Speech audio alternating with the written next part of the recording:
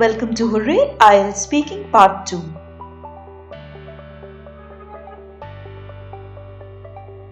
Here is a description of what the IELTS speaking is like.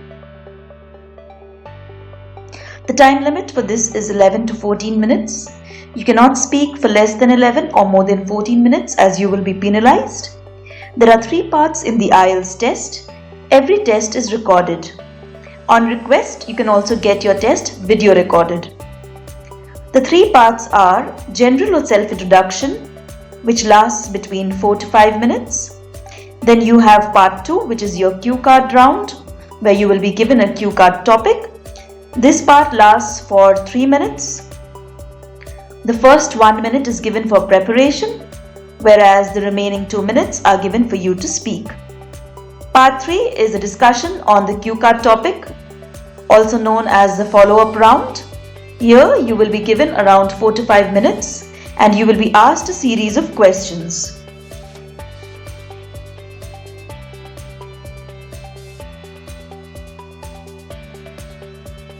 A very important thing of note here is the speaking criteria. The speaking criteria are as follows. The first one is fluency and coherence. Here you are required to speak fluently. Do not speak at a fast pace, but at an even pace and a natural pace. Occasional hesitation is acceptable, but not too many. Your talk should be coherent and well structured, and all the relevant information should be included. The next criteria is lexical resource. You are required to use a wide range of vocabulary, especially those that fit the topic given to you. You could use idiomatic language. Some mistakes are accepted, but not too many. Make sure you use adjectives of quality when describing people or things or towns, etc. Related jargon could be used here. Words related to a particular field that you are asked about could be used, as that will increase your score in the lexical resource, which is actually the vocabulary section. The next point is grammatical range and accuracy. This is a very important criteria in almost all of IELTS modules. You are required to use simple and complex sentence structures. Make sure the tenses you are using are correct. Listen to the questions asked and answer based on them. The final criteria is pronunciation. You are required to use correct intonation, connect your speeches properly, use word and sentence stress. While IELTS does not stress too much on accent, pronunciation is a very important part and it could invariably affect your accent. So learn up phonetic sounds, practice repeatedly. The topic for this session is business.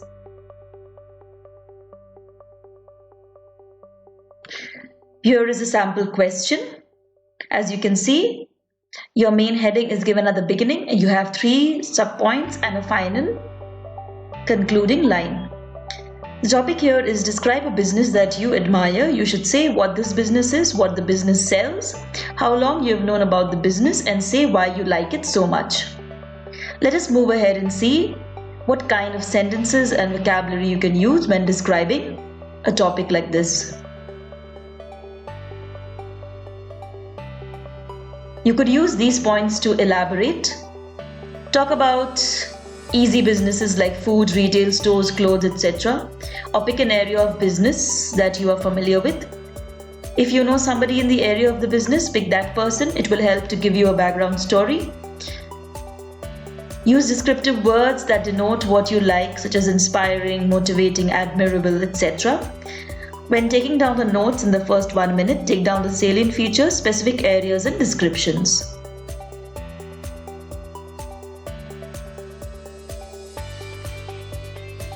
To answer the first point, you could use the following. Here you must introduce the idea. As you can see, the speaker says, that he had discovered one of his old school buddies who started a food business. So you've mentioned a point about the food business. So you've mentioned what type of business it is. You of course have to elaborate further and give a little background story. You cannot just speak one word. And if you read further, you will find that there is a background story. Here in this case, he's talking about how they both shared a common interest and decided to set up a restaurant one day. So just 2 sentences, not very long and elaborate, because you have to elaborate further.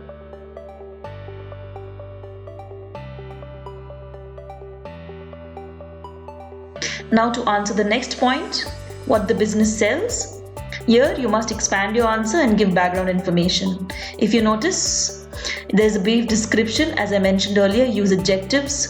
A small niche business basically describes that it is a small business and it's not in a very popular area, and therefore it is extremely niche.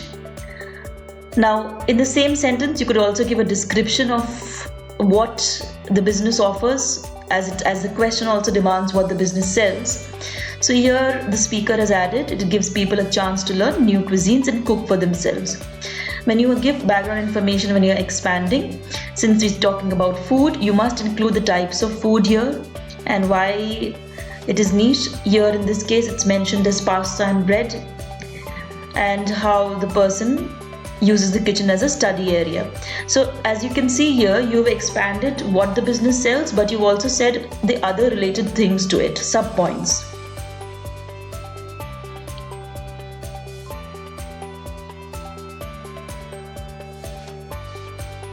Now to answer the next point, how long you've known about the business. Again, expand answer, give background information here. You could always talk about a starting point or go back in time and talk about where you had met this particular person who has been running this business, and give descriptions regarding that, and connect your ideas with proper vocabulary and use good expressions. For example, here it says she went into business with a local restaurant. So the person has also included the time or period during which this happened. Not only that, using of words like lifestyle business gives the examiner the idea as that you know what type of business it is about. You can even further expand like the person has done here and talk about what are the details of the business and how come the person is running the business, like the person has done here in the speech. See, phrases like to take on employees or quite happy earning a living, these are good phrases that could enhance your vocabulary.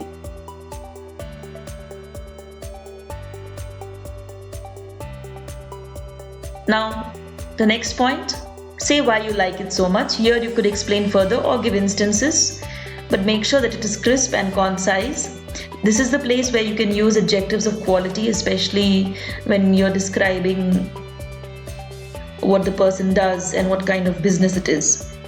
So you could mention, I really admire, this is one of the words, admire what she does, and a lot of people. At the same time, how do you know and that she has been working so hard, and where do you see it? You can explain that by saying that her web presence is huge. Again, words like to raise the company profile, running the business, complete control of where the business goes, cash flow because it's business related, it's profit related. So you can use words like this. This is again jargon related to a particular field. But when you're ending, you must end with a good concluding sentence. Don't leave it abrupt. For example, the person in this speech says, as long as she balances the book and the cash flow is healthy, I'm sure she must be very pleased with what she has achieved. That's how you end it.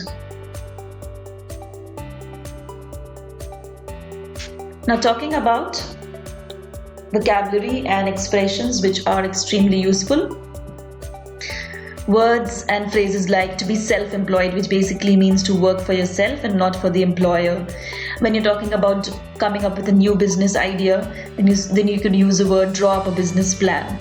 If you're talking about increasing the business or getting more profit or customers, you can use the phrase drum up the business. Similarly, nowadays most businesses have social media profiles. and things like that. So using words like to have a web presence or launch a product online or promote a product could really add relevance as well as increase your vocabulary score.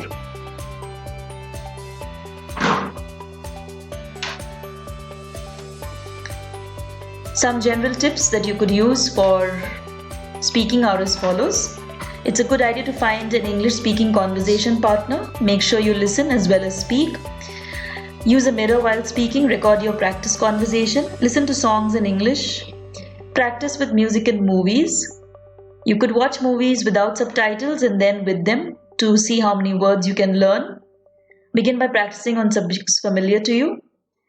To enable better pronunciation, practice phonetic sounds, learn new phrases, idioms.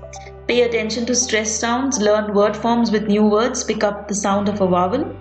Make a note of 5 similar sounds and repeat them constantly. Diversify your speaking subjects once you're comfortable. Don't just stick to something that you already know. You could also try translating a story or information from your own language to English, but this should only be used for practice.